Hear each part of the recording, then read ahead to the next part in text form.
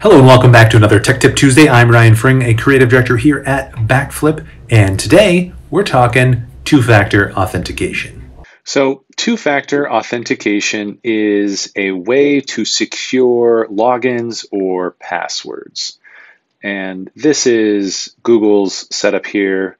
They actually have an authenticator app that you can use. Well, what it does is it provides a second form of authentication to prove that you who are logging in with your username and password are in fact who you say you are. This can be done in several different ways. There's different apps that you can use, but your service needs to be able to enable that two-factor authentication. So what two-factor actually looks like is when you try to log in to a website, you will get a request for a special code. And I can show you that here. Let's see.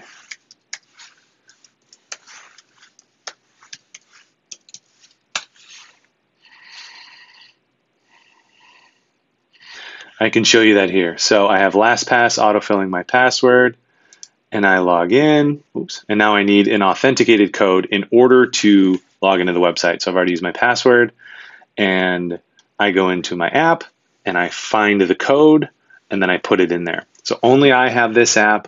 Only I have the code. No one else can have it. No one else can get it. So even if a password has been stolen, you're secure because people don't have access to this code. So two-factor is a really great way to have another step before you can log into a website.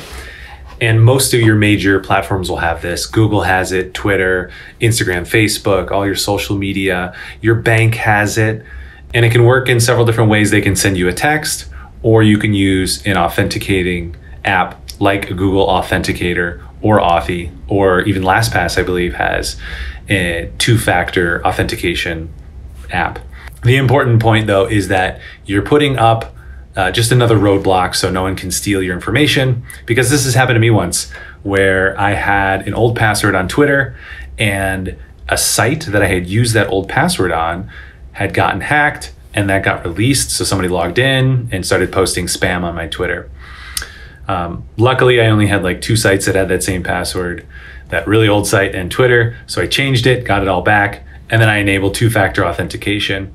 Since that time, I've gotten alerts from my bank and from other services that I use that people are trying to log in with that username and password, but they can't get in.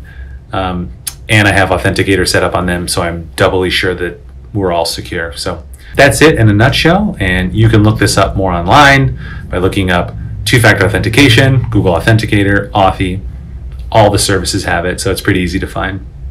That's it for this week's Tech Tip Tuesday. So hopefully you have a password manager and you're using two-factor authentication, so passwords that you manage or systems that you manage are protected.